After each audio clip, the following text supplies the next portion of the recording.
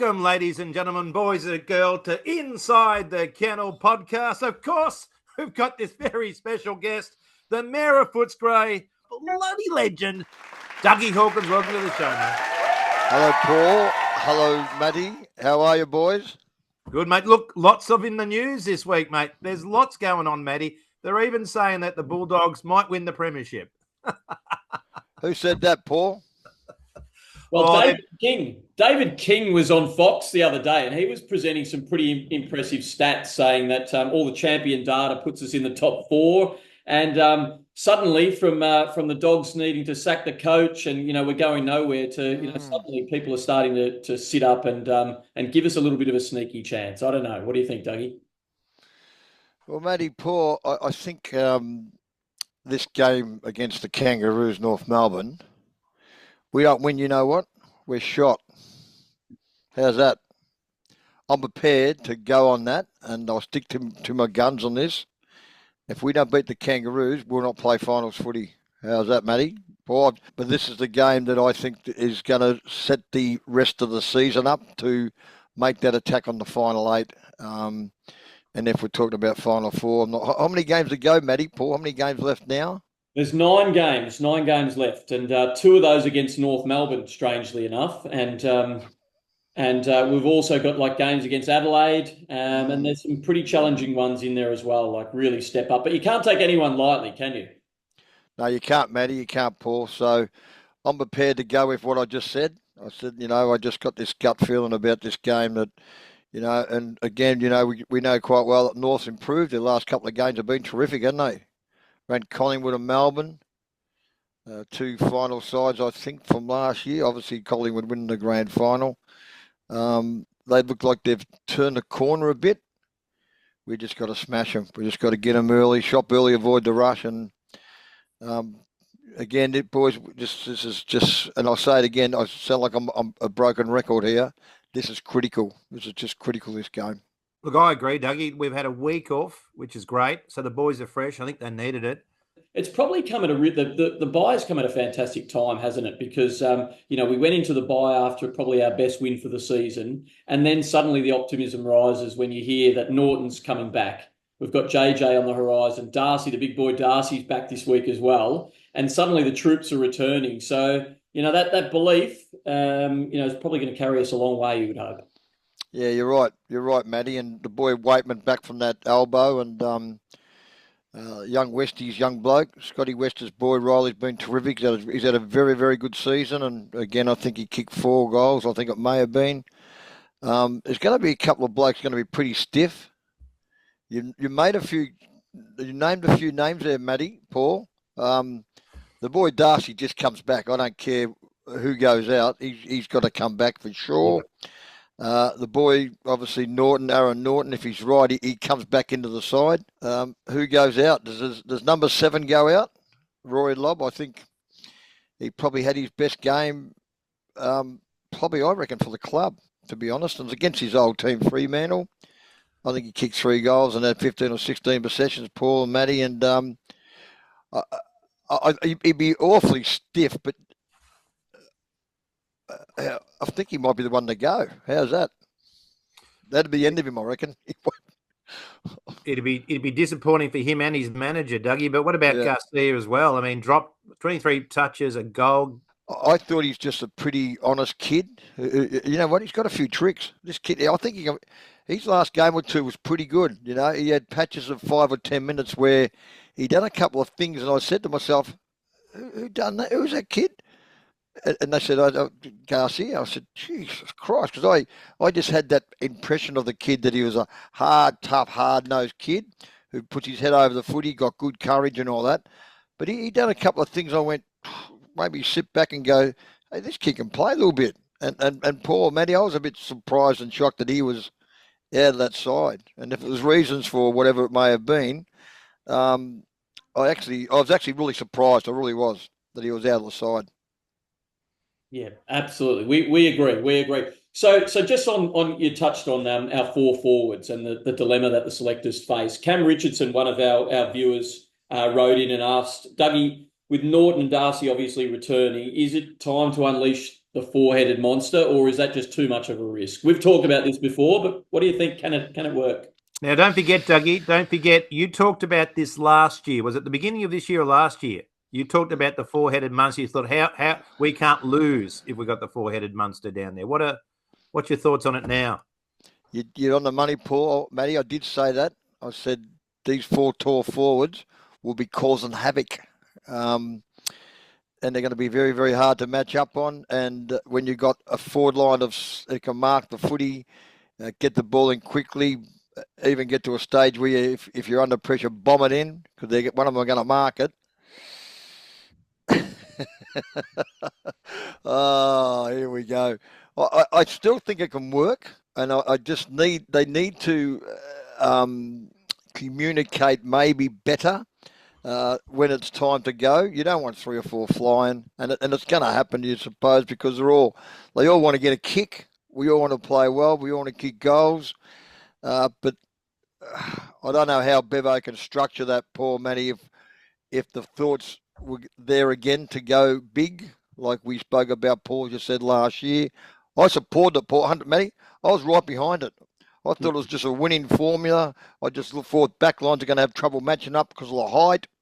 Yeah, and now with the improvement, of course, of West and the boy Waitman back in the side, who doesn't mind flying himself a little bit. So I just think that if that formula will fall back again, and obviously a couple of smaller players, as we touched on West. Do you give it a crack? Yeah, Dougie, what I mean, there's people that think that when Jamara's out, Naughton plays well. When Naughton's out, Jamara plays well. There's people that think that our forward line perhaps isn't operating as well as it does. Maybe because they're still very young, but also because maybe they're not communicating. I don't know. But what happened to the old rule, Dougie, back in the day when you had big man and one would fly and the rest would stay down? It seems like the whole three fly or four, and whoever's lucky enough to grab the ball, Dougie. Yeah, funny you say that, Paul. Matty, I just got this gut feeling that with Naughton, Jamara in the side, I feel by watching the forward line and watching the two boys we just spoke about, I reckon Jamara looks around more to see where Naughton is than the other way, because Naughton can be at times very reckless, the way he attacks the footy and throws himself into the contest, where I've watched the boy Jamara making sure that he's not going to get involved in a collision with him and be in his way. Yeah, well, look, part of the equation is making sure that they're separating, and if they do separate, then it's all down to the midfielders making sure that they're delivering it properly. And we've had some problems with the connection, haven't we, previously with the midfielders, maybe not with that last entry kick, not kicking it to our advantage. But having said that, the last 3 or 4 weeks, the midfield have absolutely gotten going, haven't they? Yeah, they have, Matty. Paul, they really certainly have, and it gets back to the skipper, doesn't it? The skipper again. I mean, gee whiz, he's one hell of a player, isn't he? Marcus Bontempelli. I've got some great mates that are saying that he's the best Bulldog ever. Whoa. They're saying that to me, and I'm not sort of prepared, boys, to go that far as better than the great E.J. Whitten, because you know what, 50s, 60s, and Teddy, I think, retired in 1970. I find it hard to compare different eras. Yeah. Is that sort of pretty fair, Paul Matty? I mean, we're not disputing it. This bloke now, Marcus Bontempelli, he is one of the modern day greats of AFL footy, not just the Bulldogs. Yeah. He's just taken his game to another level, and I'm just not prepared to say he's better than Ted, because I didn't see a lot of Ted, Paul and Matty, and again, they were playing in the mud and the crap and all that. Footy was totally different. It's not the way the game's played now. But again, I'll say it, E.J. Whitten was an old day great, superstar, Mr. Football, and this kid now, Marcus Bontempelli, he's a modern day great. There's no doubt about that. Yeah. Well, look, if you put them on the Bulldog Mount Rushmore, both of their faces are going to be there. That's for sure. And I want to ask you, Dougie, because I know that you and Rails went to the Hall of Fame last week, and we got a new player inducted. So I guess that's now 18 Bulldogs in the Hall of Fame. One legend in Teddy, and hopefully you'll be the next legend. But certainly, what was it like being in a room with those amazing players and being part of that illustrious group?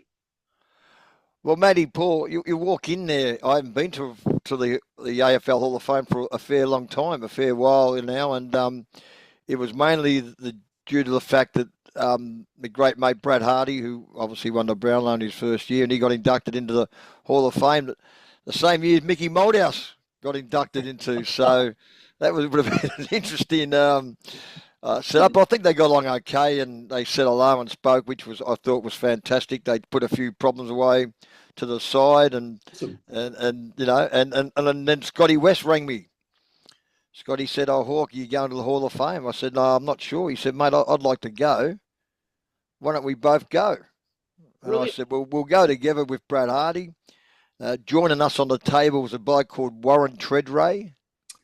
Yeah, he's been in the news, hadn't he, this week with his comments about Port? Yeah. Yeah, he could play. I watched him play when I was doing Channel 7 and Triple M rate when he first started. He was a gun. He was an absolute... I saw this kid play. I thought, Jesus Christ, how good's this Treadray? And then we had the other bloke sit with us, a bloke called Jason Ackermanis. Hey! Whoa, who was that? The old Acker. So it's funny, Maddy Paul. I watched a video package just a couple of weeks ago of Acker. It goes for about 25, nearly 30 minutes. I have never, in my time of football, seen a better both-sided player than Jason Ackermanis, who kicks the ball off his left side, 60 metres post high off 2 steps. And just some of his goals and his ability to read the play, his pace. Mate, that video, I know it can make you look better when it's the full package. Yeah. Mate, he was a superstar. I said to him the other night, I said, "Mate, I watched you, Paul. I watched you." He wouldn't have disagreed with you, would he, Dougie? No, he said I was good. He said I was better than you left and right. I said, "I'll tell you what, I wasn't far behind you. Let me tell you," I said to him. Dougie, when we interviewed him, we had the privilege. He was a great interview, wasn't he, Matty? And we just said, "What are your virtues?" And he said, "I'm the greatest kick ever." That's what he said, Matty. Is that right? He said he was the greatest kick on both sides ever. So what can you say? I'm not disputing that, Paul, Matty. I'm not disputing that. And to look around the room to see, David Parkin and Johnny Nichols and Peter McKenna, and then you see blokes like Paul Salmon there and Terry Danaher and Andrew McLeod was there. Michael Long as well was there. And then I saw the kangaroo table with Wayne Schimmelbusch, Malcolm Blight, Ross Glendenning. Another bloke I didn't pick, his name was John Rantel. Johnny Rantel was on that table as well. And Fitzroy's champion and Gary Wilson was on that table as well. So I was wrapped because I walked in and there was Calvin Templeton stand there. And you know how I've spoke about Calvin. He's the best player that I played with. He was a Rolls Royce, as was Chris Grant was a Rolls Royce, because 4 for 5 years, you can't beat Grant or Templeton one-on-one. You just can't. I don't give Peter Knights, I don't care whoever it is, they just don't beat Calvin Templeton. So to see him then, I thought, you bloody beauty. He's in the Hall of Fame, and so he should be. Yeah. And then I saw, blokes, Chris McDermott, great player, wasn't he? Chris McDermott for Adelaide. And then I tried to marry it up with blokes that I know who ain't in it. Yeah. And I say to myself, different type players, and I said to McGuinness or McDermott. Well, I think McGuinness is a better player than McDermott. I think that. But they're different type of play. One's a captain, follow me, lead the way. The other bloke was a Rolls Royce midfielder, speed, both-sided, good courage. Won a McGarry at 17, 340 games, won best and fairest in both clubs, Adelaide. So how do you pick McDermott, not McGuinness? So the Hall of Fame, Maddy, Paul, it was a really... They're different nights. They're different nights. And then to see Jason Dunstall be inducted in as a legend, well... Mate, the difference between him and not as much with Tony, yeah. If Tony Lockett tackled and chased and harassed you like Dunstall would, he would kill most blokes. He would have killed them. Because Dunstall had that defensive side to his game, real defensive side of his game, where Plugger was more, I'm going to mark it. but his second effort, it was there if someone was in the way. Yeah. Did you hear what Dunstall said at the end there? He's talking about Lockett, and he said, what did Zakilda lose by? And a guy'd say 75 points, and he said, oh, he'd be glad he would have kicked more goals than Lockett. And he said, how many Lockett kicked? 12. Out of the 14. Love it. Hey, listen, Dougie, just to change the subject briefly, there was a photo of you and at your statue. Ben Cousins was in the photo, Matty. Did you see this in The Age? Yeah, Maddy, Paul, our young boy Ricky, he texted me this photo. I didn't think quite pick it was Ben straight away, but I actually looked and I thought, gee, that looks like Ben Cousins. And I've seen Ben last year, looking healthy, he's looking fantastic. Yeah. It appears and it looks like he's got his life back on track, which is great, isn't it? I mean, it looked really bad for him. It looked really, really bad for him, and he seemed to get himself back on track again. And yeah, he got his arm around the statue, and obviously they would have had a function there at the Bradbrook Hotel. I got a feeling Max Gaunt was there too a couple of weeks before that. So to see Ben Cousins' photo with the statue of me, I thought it was fantastic. I really enjoyed it. Well, speaking of back on track, Doug, let's talk doggies, because we're 7-7. We were really facing, looking down the barrel a couple of weeks ago. What have you liked about our last month? Well, Matty, they just seem to be probably a lot more consistent. They've lost one or two. We lost one or two, didn't we, in between that 4 or 5 weeks or what it was? But it just didn't. They weren't bad losses. They just didn't feel to be bad losses. But just guys are just certainly improving. I think English again in the rucks, boys, he's just so critical. Yeah, and again, poor Matty, I'm going to say this, but Thomas Liberatore just adds that hard spark, toughness. Treloar's been terrific. He's had a fantastic season. And his ability to win the footy is fantastic. But again, when Liberatore's in, it takes that little bit of pressure off the Bont. But no, Matty, Paul, we've got a big 4 weeks, haven't we? 3 or 4 weeks coming up. It's funny, Matty and Dougie, regarding who we've played. We lost to Hawthorn. People thought that was a poor loss. Hawthorn have gone on from strength to strength. Yeah. We created a platform for the Lions. The Lions are killing it at the moment in fine form. So that loss is put in perspective now. So our losses, even to Essendon, where Essendon have reached up the ladder. So I think the teams that have beaten us have gone on to play some good footy and are continuing to play good footy. You're right, Paul. You hit it on the head there. The sides that have beaten us, they've gone on, haven't they? They've gone on to be they're playing very, very good football. So those losses could be not as bad as a lot of people may have thought, because these sides look like they're on the up, aren't they? Well, they're on the up. There's no doubt about it. So for sure. You mentioned that, and that boy's coming back again, Darcy. He's going to be a star, boys. We know it, and all of our listeners and all the dog supporters know it, that this boy, Sam Darcy, he is going to be an absolute star. Make no mistake about that. His dad was a great player, Luke Darcy for the Bulldogs. Great player, Darce. Your boy's going to go past you. It's not bad to go past Luke, because Luke was a great player for the club.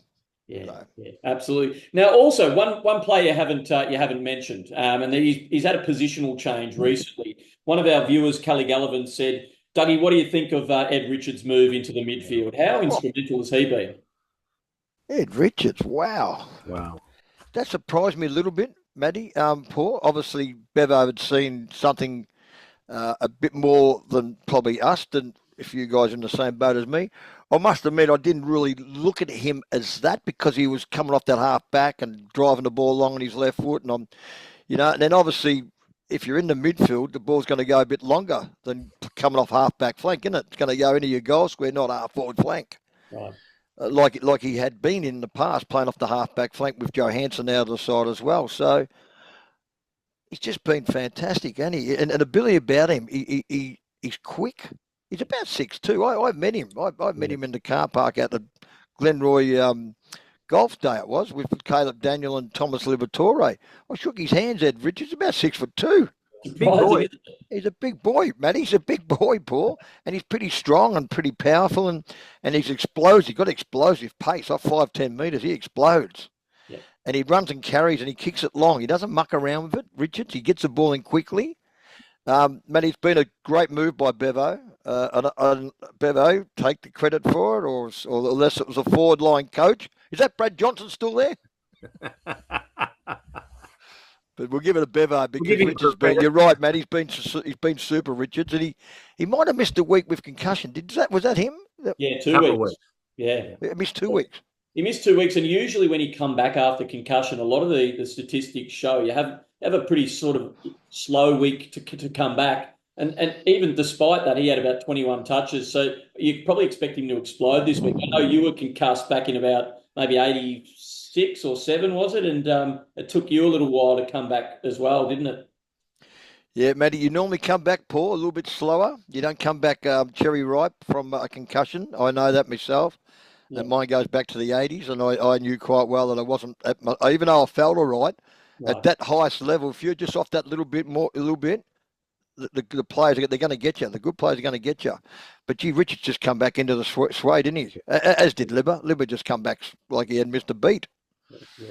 So good players do that, Matty. Good players do that. And this boy Richards, how old is he now? He's only 25, I'd say. Yeah, 25. Is he 25? Yeah. Yep. Okay. Well, he should be showing it. That's right. And he is. Fantastic. Well, shall we have a look at the 5 games ahead? Because this is the critical patch, Paul. Who have we got? Who have we got? Well, North Melbourne, Dougie. North Melbourne first, who are in good form. Some of their younger players are becoming to the fore, and some of their better players are playing really good footy. What do you reckon, Dougie? Well, Paul, Matty, you know how I feel about this game. This is just a real critical crunch game, and if we don't win this game, we won't make the 8. So I reckon Bevo will sell the picture. He said, "Boys, This is an 8. This is a 12-pointer. This is how much critical this is to us." So, and if Bevo sells the picture that I know he will sell, because they're going okay, they're going on pretty well north, but we just got to get them early, knock them over early, and this is, boys, this is it, Paul, Matty. We'll win this game, but it's going to be a tough game early. We're just going to be a little bit too good for them. So the boys bring their best they can bring, we'll get away with them. So that's a tick for the Dogs for me. Well done, mate. And this is the danger game. Port Adelaide, I think, is it at home, Matty? It's in Adelaide. At Adelaide, okay. It's in Adelaide, Matty. That seems to matter. They've lost their last 3 in Adelaide, and they just were lucky to get across the line against the Hawks. So, it's maybe not the fortress that it used to be. Yeah, Matty. Paul, Kenny Higley's under the pump a bit, I reckon. I'm going with us. But things could change, over the next 2 weeks. But I think we can get away from them. Then we come up to one of the biggest clubs in the country, Dougie, the Blue Baggers, Carlton. They're going good, aren't they, boys? Carlton? Yeah. Yeah, they're going good. They look very even. Their forward-line structure is really good. And we don't need to go about Kernell, Mackay and these type of players. And I'm a big fan of the boy Welsh. He's a superstar. He's a real good player.